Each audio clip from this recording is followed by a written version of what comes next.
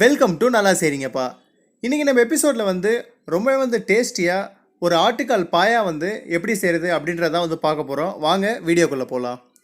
இப்போ பார்த்தீங்கன்னா நான் 8 கால் எடுத்திருக்கேன். அந்த 8 காலை கட் பண்ணிவிட்டு சுத்தமாக அதில் இருக்க முடியெல்லாம் ரிமூவ் பண்ணிவிட்டு நல்லா வாஷ் பண்ணி ஒரு அரை ஸ்பூன் மஞ்சத்தூள், அதுக்கப்புறமா பார்த்தீங்கன்னா 1 லிட்டரு நம்ம அதில் தண்ணி ஆட் பண்ணுறோம்.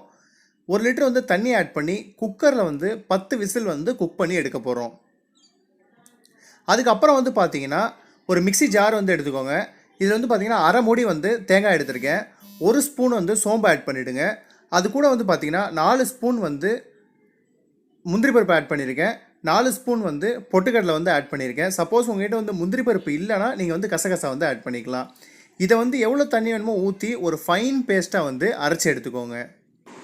ஸோ தாளிக்கிறதுக்கு பார்த்தீங்கன்னா ஒரு 3 பட்டை எடுத்திருக்கேன், 6 கிராம்பு எடுத்து வச்சுருக்கேன், 6 ஏலக்காய், 1 ஸ்டாரனீஸ் எடுத்து வச்சுருக்கேன்.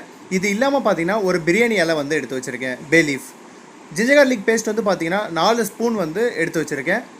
நம்ம அரைச்ச கோகனட், பொட்டுக்கடலை, அப்புறம் முந்திரி பருப்பு, சோம்போட பேஸ்ட்டு. சின்ன வெங்காயம் ஒரு 12 நம்பர் கட் பண்ணி வச்சுருக்கேன். அதே மாதிரி பெரிய வெங்காயம் ஒரு 3 நம்பர் மீடியம் சைஸு, ஒரு 3 பச்சை மிளகா ஸ்லிட் பண்ணி வச்சுருக்கேன். ஒரு 2 மீடியம் சைஸ் தக்காளி ஸ்லைஸ் பண்ணி வச்சுருக்கேன். ஒரு அரை கை கொத்தமல்லி தலை, அதுக்கப்புறம் ஒரு 1/4 கை புதினா. மஞ்சத்தூள் அரை ஸ்பூனு, முன்னாடி நம்ம வேக வைக்கும் போது ஒரு 1/2 ஸ்பூன் போட்டிருக்கோம். கொத்தமல்லி தூள் பார்த்தீங்கன்னா 2.5 ஸ்பூனு. அதே மாதிரி மிளகாத்தூள் பார்த்தீங்கன்னா 2.5 ஸ்பூன் எடுத்து வச்சுருக்கேன். நம்ம இப்போ ஆட்டுக்காலும் பார்த்தீங்கன்னா வேக வச்சு எடுத்துட்டேன். நான் சொன்ன மாதிரி 10 விசில் குக் பண்ணி எடுத்திருக்கேன்.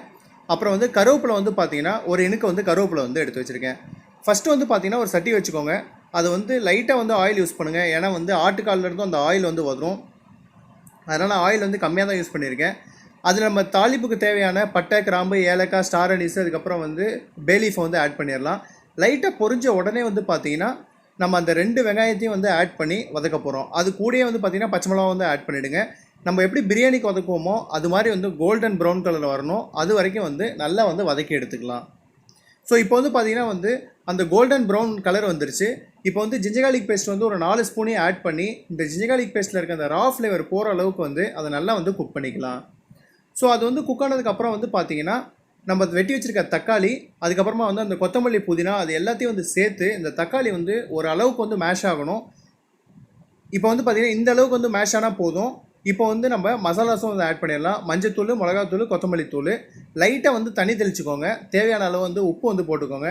இதையும் நல்லா வதக்கிக்கோங்க. ஸோ இப்போ பார்த்தீங்கன்னா நம்ம மசாலாஸ் எல்லாமே நல்லாவே குக் ஆகிடுச்சு. அந்த ரா ஃப்ளேவர் எல்லாமே போயிடுச்சு. நம்ம அந்த மட்டன் லெக் பாயில் பண்ணியிருக்கோம் இல்லையா, அதோட ஸ்டாக் வாட்டரை மட்டும் நம்ம இந்த மசாலாஸோடு சேர்த்து நல்லா ஒரு வாட்டி கொதிக்க விட போகிறோம்.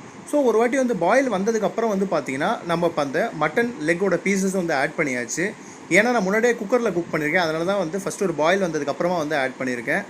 ஸோ இப்போ பார்த்தீங்கன்னா ஒரு வாட்டி சீசனிங் செக் பண்ணதுக்கப்புறமா இந்த நம்ம கோகனட் பேஸ்ட்டையும் ஆட் பண்ணிவிடுங்க. ஆட் பண்ணிவிட்டு இன்னும் ஒரு பாயில் நல்லா வரட்டும். அப்போ பார்த்தீங்கன்னா அந்த கோகனட்டில் இருக்க ரா ஃப்ளேவர் எல்லாமே போகிற வரைக்கும் நம்ம அதை குக் பண்ண போகிறோம். இது ஆப்ஷனல் தான். உங்களுக்கு வேணும்னா மேலே ஒரு ஸ்பூன் கீ ஆட் பண்ணலாம். நான் ஒரு ஸ்பூன் கீ ஆட் பண்ணியிருக்கேன். ஃப்ளேவர் நல்லாவே. இப்போ பார்த்தீங்கன்னா உங்களுக்கே தெரியும், மேலே ஆயிலெலாம் ஃப்ளோட் ஆக ஆரம்பிச்சிருச்சு. நம்ம பாயா பர்ஃபெக்டாக குக் ஆகிடுச்சு. இது ஒரு பரோட்டா, ஆப்பம், அதுக்கப்புறம் இடியாப்பம் கூட ரொம்பவே சுவையாக இருக்கும். டிஸ்கிரிப்ஷனில் லிங்க்ஸ் கொடுத்துருக்கேன். நீங்கள் அதையும் செக் பண்ணலாம். என்னோடய வீடியோஸ் உங்களுக்கு பிடிச்சிருந்ததுன்னா ஷேர் பண்ணுங்கள், லைக் பண்ணுங்கள், சப்ஸ்கிரைப் பண்ணுங்கள். நல்லா செய்றீங்கப்பா.